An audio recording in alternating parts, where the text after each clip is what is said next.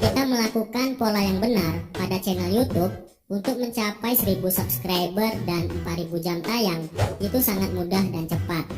Ini contohnya dari satu buah video yang baru 1 bulan diupload sudah menghasilkan subscriber sebanyak 7000 lebih dan menghasilkan jam tayang lebih dari 12.000 jam.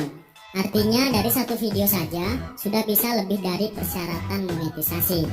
Dan sudah banyak channel YouTube yang saya terapkan, dan untuk mencapai monetisasi itu hanya butuh waktu kurang dari 2 bulan.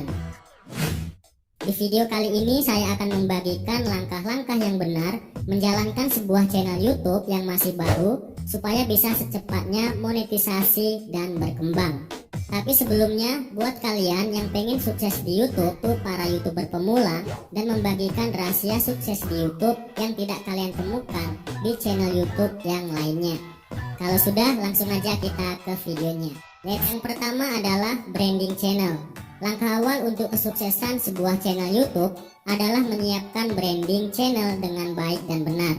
Dimulai dari pemilihan nama channel, foto profil, gambar banner, tentang channel, dan bagian informasi lainnya yang ada di profil YouTube kita. Branding yang bagus bukan hanya menarik minat penonton, tapi berpengaruh juga untuk memberikan informasi ke sistem YouTube supaya channel kita bisa menjangkau penonton yang luas. Jadi buatlah branding channel yang menarik dan berkaitan dengan tema channel. Di bagian tentang dan kata kunci channel, kalian bisa mendeskripsikan isi channel dan masukkan beberapa kata kunci yang berkaitan dengan tema, serta jangan lupa menuliskan nama channel YouTube kalian. Ini supaya sistem YouTube mengenali apa isi channel YouTube kita dan merekomendasikannya ke penonton yang relevan. Saya berikan contoh bahwa sistem YouTube membaca kolom deskripsi channel. Di sini saya cari sebuah kata Instagram _Sugi_Setia. Maka YouTube merekomendasikan video dan channel YouTube saya. Ini karena di kolom deskripsi channel saya ada kata yang sama dengan kata yang sedang dicari. Dan saya coba lagi mencari kata kunci yang acak, YouTube menyarankan channel saya. Ini karena kata tersebut ada di dalam kolom deskripsi channel. Artinya kata serumit apapun akan tetap dibaca oleh sistem YouTube. Apalagi jika kita pasang kata kunci yang sesuai dengan tema channel. Kemudian untuk bagian nama channel, riset terlebih dahulu sebelum menentukan nama channel. Pastikan nama tersebut belum digunakan oleh YouTuber lain, apalagi sudah di atas 100 subscriber. Karena selain kita susah untuk bersaing, nantinya kita juga tidak bisa mengklaim URL custom yang sama persis dengan nama channel kita. Jadi baik jika nama channel itu terdiri dari 2 kata, karena 2 buah kata itu terbukti lebih mudah untuk diingat daripada 1 kata ataupun 3 kata dan seterusnya. Jangan lupa juga untuk menggunakan foto profil dan banner yang bagus dan menarik, supaya channel kelihatan lebih profesional, karena penampilan channel akan meyakinkan penonton kita untuk subscribe ke channel YouTube kita. Yang kedua adalah fokus tema channel. Sistem algoritma YouTube akan membaca semua jenis video yang kita upload untuk membentuk algoritma channel YouTube kita. Contohnya channel saya ini yang fokus ke topik pembahasan seputar YouTuber pemula, dan itu sudah menjadi sebuah data untuk acuan sistem algoritma YouTube dalam mencarikan tema penonton yang cocok dengan identitas channel YouTube saya. Jadi jika channel kalian ingin cepat berkembang, fokuslah ke satu tema tertentu saja, atau setidaknya ada satu tema khusus yang dominan di channel kalian. Jangan terlalu banyak mengupload topik video yang berbeda-beda, karena nantinya tidak ada identitas khusus yang jelas dari channel kalian dan susah untuk dikenali oleh sistem YouTube dalam mencarikan penonton. Mungkin kalian pernah menemukan sebuah channel YouTube yang isi channelnya campur-campur tapi bisa sukses. Nah, jika kalian riset lagi, itu hanya beberapa dari sekian banyak channel yang gagal karena isi channelnya tidak memiliki fokus tema channel. Dan kebanyakan channel yang sudah besar seperti yang kita ketahui, mereka memang memiliki fokus tema channel tertentu. Sesuai dengan pengalaman saya pribadi, dari sekian banyak channel yang pernah saya kelola, yang memiliki fokus tema channel bukan hanya cepat berkembang, tapi perkembangannya itu nantinya akan stabil dan terus meningkat, seperti pertumbuhan subscriber, pertumbuhan views, dan pendapatannya. Dan ada beberapa juga channel yang campur-campur, itu perkembangannya sangat tidak stabil.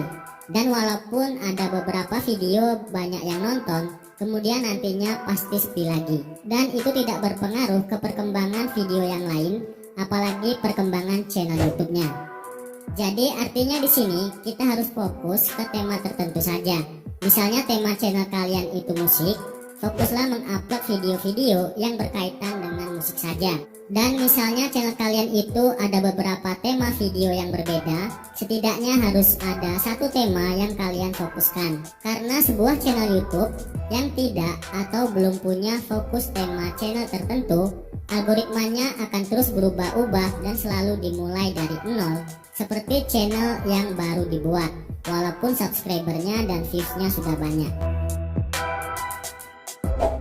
Yang ketiga adalah metadata. Metadata adalah deretan data informasi yang kita pasang di dalam video, yang bertujuan untuk memberikan informasi ke sistem YouTube supaya mengarahkan video kita ke penonton yang cocok dengan videonya. Metadata yang paling berpengaruh adalah judul video, deskripsi video, tag video, gambar thumbnail, kategori video, dan jenis penonton. Sebelum melengkapi informasi video seperti judul, deskripsi, dan tag, kita harus melakukan riset kata kunci terlebih dahulu. Cara meriset kata kunci yang terbaik yaitu menggunakan kolom pencarian YouTube. Supaya mendapatkan hasil yang relevan, masuk dulu ke mode samaran. Kemudian ketikkan apa isi dari video kalian atau kata kunci yang ingin kalian riset. Nantinya akan muncul beberapa saran kata kunci yang paling sering dicari dan ditonton. Nah, di sini pilihlah salah satu saran kata kunci yang paling cocok dengan video untuk dijadikan sebagai judul utama video. Dan kalian bisa juga menambahkan kata-kata lain di dalam judul, yang penting tidak merusak kata kunci utamanya. Dan sisa kata kunci yang lain, jika masih relevan dengan video, masukkan ke dalam kolom deskripsi dan tag. Nah, selanjutnya jangan hanya meriset dengan satu kata kunci saja, tapi riset juga dengan kata kunci yang lain yang lebih luas lagi, yang masih berhubungan dengan isi video. Dan hasil saran kata kuncinya nanti masukkan lagi ke dalam kolom deskripsi dan tag video. Ini supaya video kita tidak hanya menjangkau penonton dengan satu kata kunci saja, tapi bisa menjangkau penonton dengan kata kunci yang lain. Saya berikan contoh mencari kata yang acak di kolom pencarian YouTube. Dan YouTube merekomendasikan video-video saya. Ini karena di dalam kolom deskripsi video ada kata yang sama dengan kata yang sedang dicari. Nah, artinya sistem YouTube membaca juga data di dalam kolom deskripsi, dan kata yang acak saja bisa terbaca, apalagi jika kita pasang kata kunci yang tepat. Memasang kata kunci yang luas seperti ini akan memberikan informasi ke sistem algoritma YouTube supaya merekomendasikan video ke tempat-tempat pencarian dan penemuan video di YouTube, seperti di kolom pencarian YouTube, beranda YouTube, rekomendasi video, dan masih banyak lagi yang lain. Kemudian bagian gambar thumbnail ini berfungsi untuk meningkatkan klik atau nilai CTR video.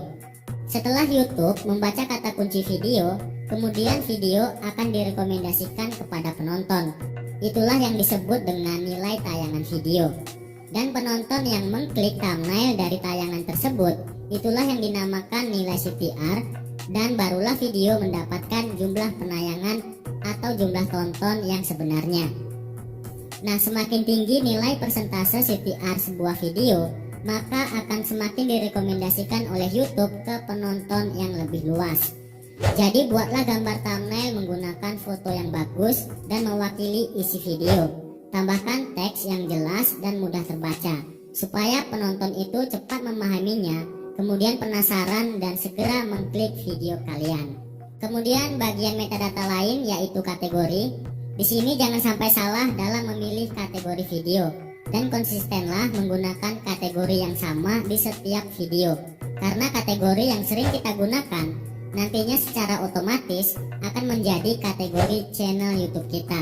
Dan jika channel sudah memiliki kategori, ke kedepannya akan lebih mudah untuk berkembang. Yang terakhir yaitu menentukan penonton. Kita wajib menentukan penonton untuk video kita. Apakah video kita ini dibuat untuk anak-anak atau tidak, dan apakah video kita dibatasi untuk penonton 18 tahun atau tidak. Kemudian supaya segera mendapatkan 1000 subscriber dan 4000 jam tayang, kita harus menganalisa channel YouTube untuk mengetahui sejauh mana pertumbuhan channel YouTube kita. Dengan menganalisa, kita akan tahu bagian mana yang harus dievaluasi dan strategi apa yang harus dilakukan supaya ketika upload video bisa maksimal mendapatkan penonton dan subscriber yang banyak. Misalnya kita bisa menganalisa jam berapa penonton kita aktif di YouTube, dan data ini bisa kita jadikan strategi untuk menentukan jam upload video yang terbaik.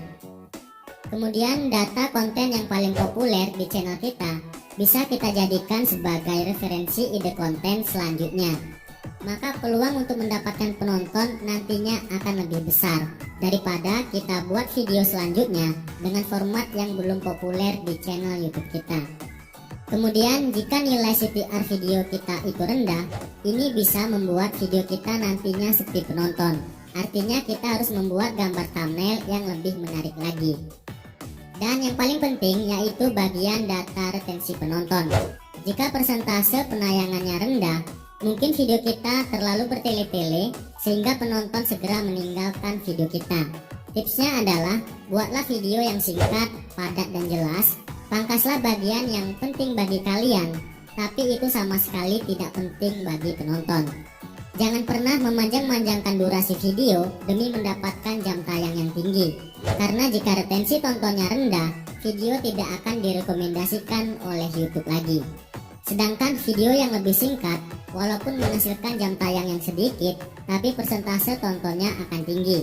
Maka YouTube akan terus-menerus merekomendasikan video ke penonton yang lebih luas. Dan pastinya akan menghasilkan ribuan subscriber dan ribuan jam tayang. Nah, masih banyak sekali cara menganalisa channel dan video supaya channel YouTube berkembang lebih cepat, stabil, dan menjadi channel yang besar. Tapi karena waktu terbatas dan supaya kalian bisa belajar satu persatu dulu, saya akan bahas tuntas cara menganalisa channel YouTube secara khusus di video selanjutnya. Jangan lupa like, komen, dan subscribe. Terima kasih.